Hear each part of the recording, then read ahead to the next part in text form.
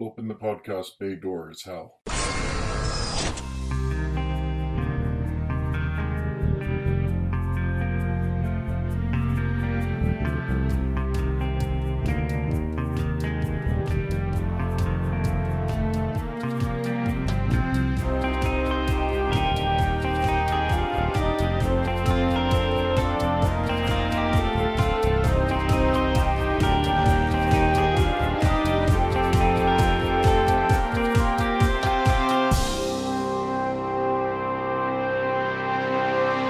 Hello everyone, and welcome to episode 178 of Welcome to Geektown. I'm your host, Kurt Onstead. I've been a proud geek all my life, being into role-playing games, board games, sci-fi, fantasy, and especially superheroes and comics. And I want to help others join me in those pursuits, but I found that sometimes people can get overwhelmed or feel left out because they don't already have what some consider the requisite knowledge to be considered a fan. And that's where Welcome to Geektown comes in. Here, you can ask your questions without feeling like a gatekeeper is calling you out for not yet being fully versed in every aspect of your new interest. We're continuing on with the lesser-known X-Men series, and we're now into the members who joined in the 1990s.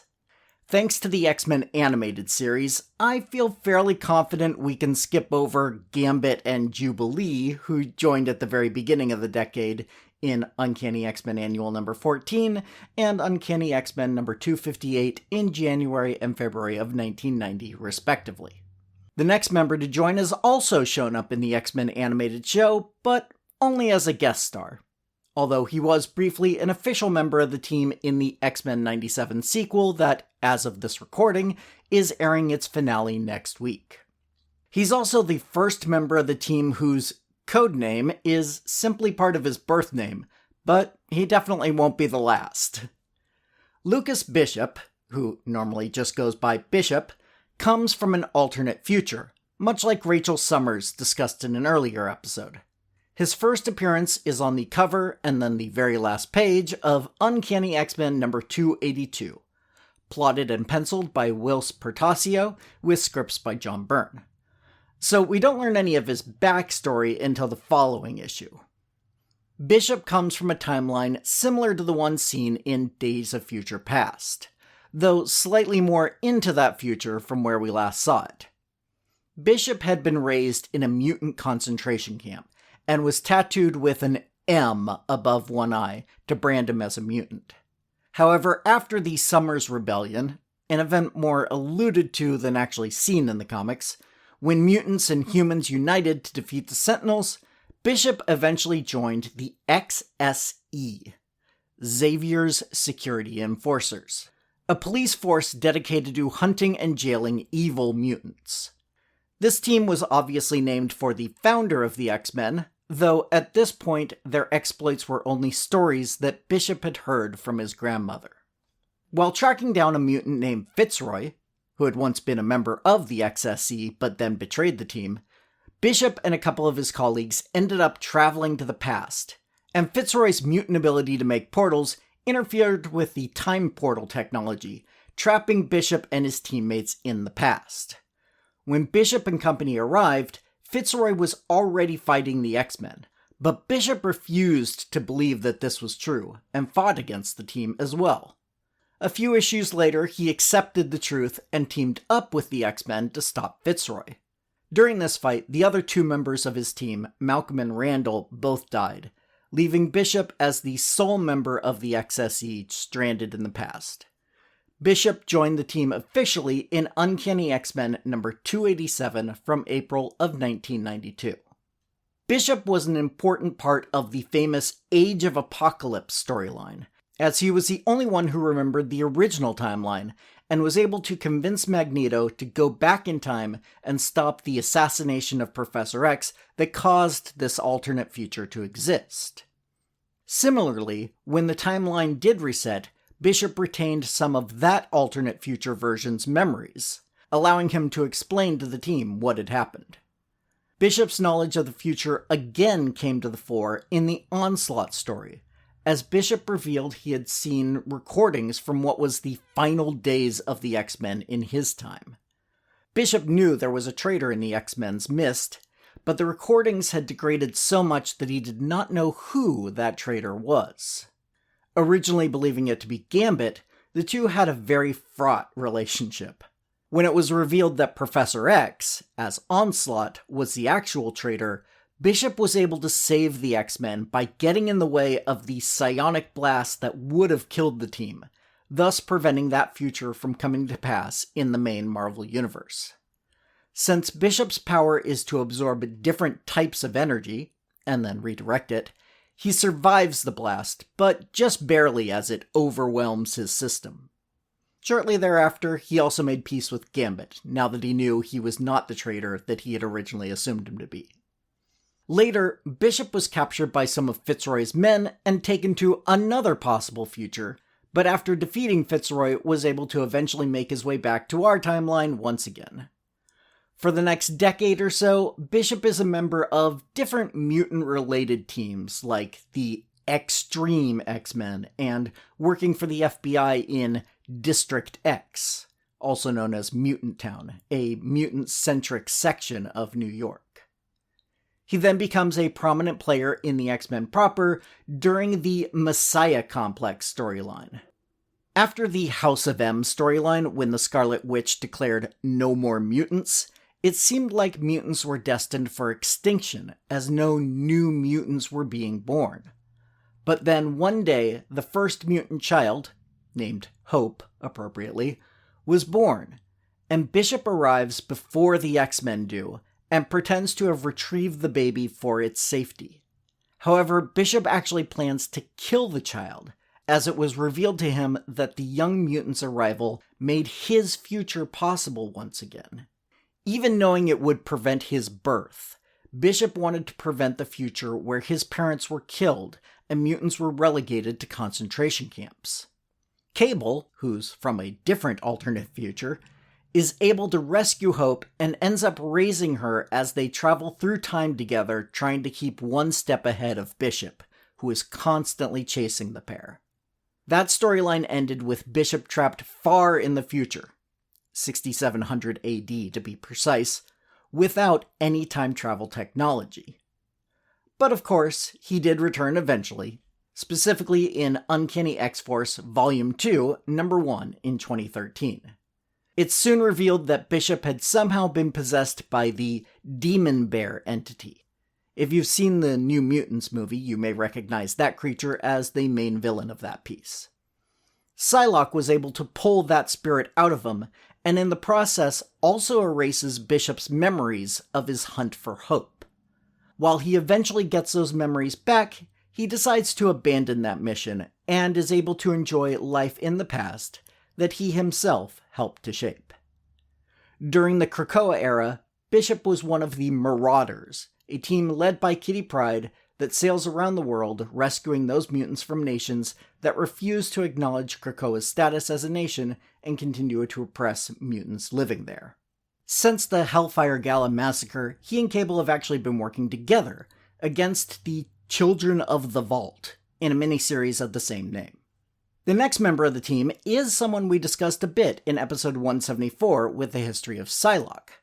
You may or may not recall that Psylocke, aka Betsy Braddock, was intermingled with another mutant named Kwannon, which made Betsy take on an Asian appearance and gain ninja skills, while Kwannon got Betsy's original appearance.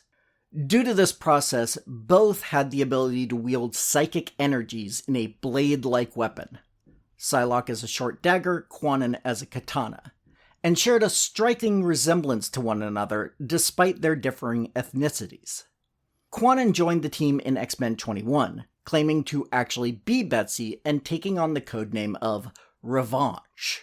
She and the real Betsy, along with some of the X-Men, travel to Japan to try to discern what actually happened. They get conflicting stories along the way, some of which was caused by X-Men writer Fabian Nicieza missing an issue when he was researching Kwannon's backstory. So, after a couple of retcons, we got an origin involving the Hand, Spiral from Mojo World, and the Mandarin using various technologies to achieve the goal of brainwashing the pair into being their assassins.